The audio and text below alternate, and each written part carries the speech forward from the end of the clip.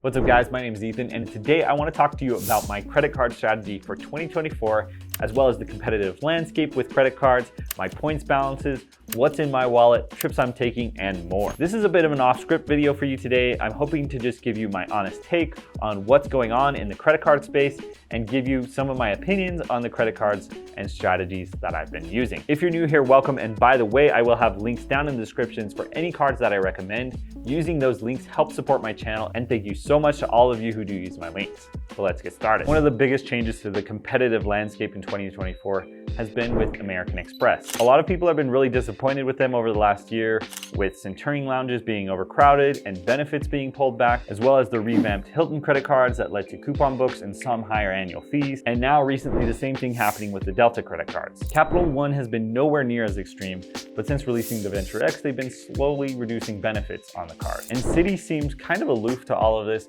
not really changing any benefits or offering anything special on any of their credit cards. Meanwhile, Chase has stayed very strong with really good welcome bonuses on the Freedom cards, recently the Chase Ink business cards, and the Marriott, Southwest, and United cards have all had really great bonuses recently as well. Chase hasn't really raised annual fees or pulled back any benefits, and if anything, they're offering better bonuses than they have in the recent past. And this has shaped my credit card strategy over the last year, so much so that I wanted to share a new credit card strategy for 2024 that I've been working on. Over the past year, I've been focusing on two major credit card strategies that I think work out very well with Chase that no other issuer can really offer you. First is that I've been focusing on picking up low annual fee hotel keeper cards. Chase has three great hotel keeper cards I would strongly suggest: the World of Hyatt credit card, the IHG Premier, and the Marriott Bonvoy Boundless. And all three of these cards happen to have elevated welcome bonuses happening right now. All of these cards offer free night certificates that can pretty easily offset the annual fee, and I'm pretty happy to pay a $95 annual fee to get a free night that's worth $200 or more.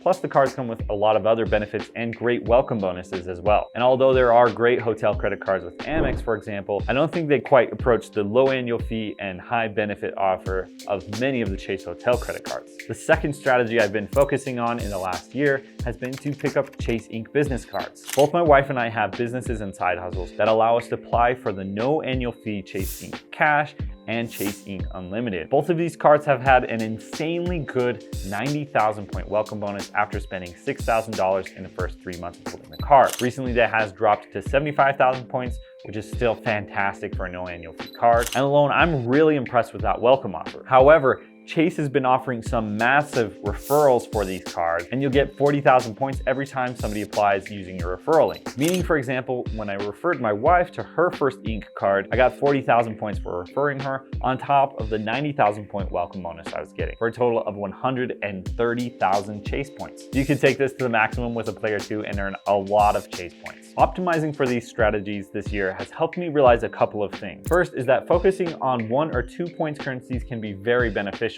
If you're constantly chasing credit cards from different issuers, then you're going to be spread very thin and not be able to really use any of your points balances effectively. And in my experience, having a large points balance with 1 or 2 currencies gives you a lot more options. The second thing I've come to realize over this last year is that Player 2 mode with business credit cards pretty much removes any obstacles with the Chase 524 rule, and the Chase business cards are literally the best welcome bonus, referral bonus to annual fee of any cards out there. And just 1 Ink business card and 1 referral on that card will give me as much or more points than I could earn with the Amex Platinum with no annual fee. And I don't know how it could get any better than this. Which leads me to the third thing that I've come to realize, which is that Chase is completely underrated. Now, I realize that pretty much everybody out there that talks about credit cards pretty much always recommends Chase credit cards, but I think my point still stands. That's because at first glance, some of the Chase credit cards seem kind of weak, like the Sapphire Preferred or Freedom Unlimited, or the World of Hyatt credit card, or the Ink Business Unlimited. All of these cards seem like they're just okay, and they have kind of lower multipliers than other cards out there. However, I think when you look closer, the actual dollar value of their bonuses and earning multipliers are on par or better with competition, and they don't come with really high annual fees or annoying coupon books, and Chase isn't constantly stealing benefits away from you and raising annual fees on their credit cards. So despite some of their cards looking worse than the competition at first glance, they tend to be way more valuable, especially if you look at the whole points ecosystem. And that's why my 2024 credit card strategy will optimize around Chase credit cards, despite me originally thinking I would need to move on to other issuers long ago. Who knows if Chase will follow the trends of increasing annual fees and removing benefits, but so far they've stayed really solid, and I think that puts them at the top of all the credit card issuers. And that brings me to which credit cards I'm most interested in getting this year. By the way, if you'd like to help support my channel and help make it possible for me to create this content, you can use my referral links down below in the description. Those links help support this channel, and thank you so much to all of you who do use my links. One Chase credit card that I'm very interested in getting this year is the Chase Ritz-Carlton card. This is not technically something you can apply for, but last year I got the Marriott Bonvoy Boundless, and I can product change that Boundless into the Chase Ritz-Carlton card. The Ritz-Carlton card has some overpowered features, with some of the highlights being the 85,000 point free night certificate that comes with the card every anniversary year, automatic Marriott Gold status, a $300 incidental credit, and unlimited Priority Pass lounge access for you and an unlimited number of guests. Plus, any authorized users you add to this card get that same Priority Pass lounge benefit, and authorized users don't cost anything on this card. It does come with a pretty hefty $450 annual fee, which isn't really my favorite, but the benefits it delivers might outweigh that cost for me, and it's a great card that I'm strongly considering. And let me know if you want me to keep you updated if I end up getting the card. Other Chase credit cards I'm interested in getting this year are more of the Chase Ink business cards. I mentioned this before, but the annual fee to the welcome bonus offer are just so good. And the one card I'm likely to get that's not a Chase credit card will not be a surprise if you've been following this channel for a while, because it is the Wyndham Earner business card. Many of my other videos have talked about how to use this card to earn Caesars Diamond status,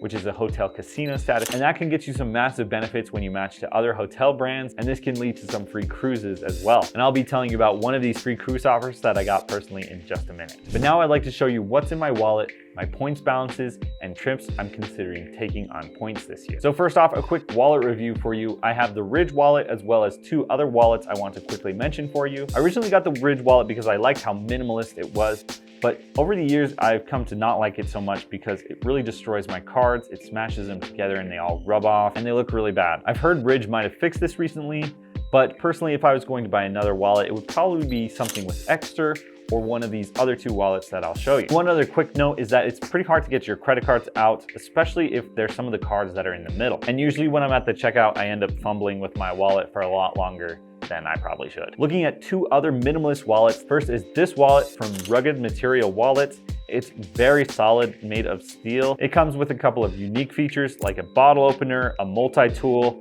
and overall it kind of holds the same minimalist aesthetic, but it might be a little bit heavier than the Ridge wallet, but slightly more convenient to pull your cards out with. If you're an outdoorsy type and you like to camp or hike a lot, and you want something that's pretty minimalist but has a lot of features, then this is a pretty good wallet, and I'll have a link down in the description if you want to learn more about it. This wallet right here is very interesting because it's really similar to the Ridge wallet design. However, it's specially designed to be able to hold an Apple Airtag very minimally. It's a very solid build, just like the Ridge wallet, but what I like about it is that it's less than half the cost and it holds an Apple Airtag. Neither of these wallet companies are sponsoring me. I just liked them and happened to run into two people that have wallet companies in my hometown.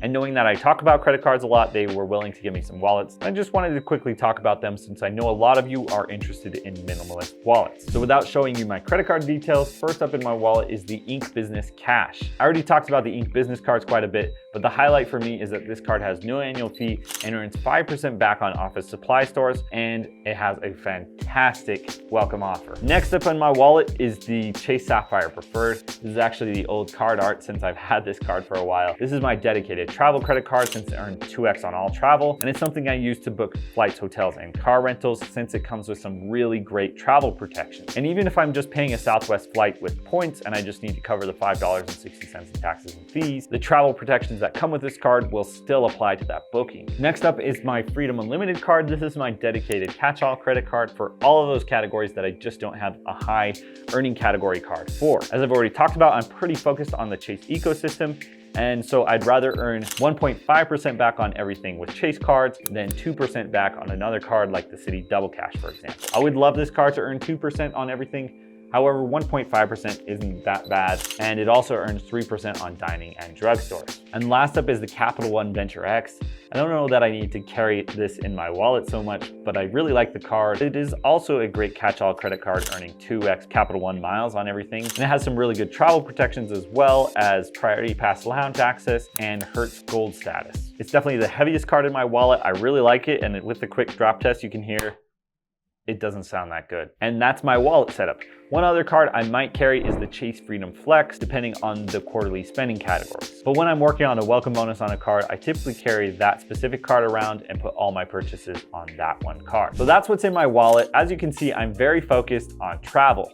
My wife and I really value travel experiences over spending our money on other things, and strategically I haven't found a better way to travel than with using points. And this has led to me having quite a lot of credit card points and miles. So currently I have 10,000 Capital One miles, 22,000 Hyatt points, 90,000 Southwest Rapid Rewards points, around 400,000 IHG points between my wife and I, 175,000 Marriott points, and over 750,000 Chase Ultimate Rewards points. I have very average spending, but between welcome bonuses and referrals, this has helped my points balance a ton. And that's led me to take a lot of trips using my points, and I'll share with you now what kind of trips I have planned for this year. So the first trip coming up for me is a 5-day Carnival cruise to Mexico. I was able to get this cruise by status matching my Caesars Diamond status, which you can earn from the Wyndham Earn It business card, over to Carnival Cruises, and they gave me a free balcony room. I did have to pay about $400 in taxes and port fees, but some of that will come back to me as onboard credit. Next up, I have a big trip to France and Southern England planned. We'll be starting in Paris,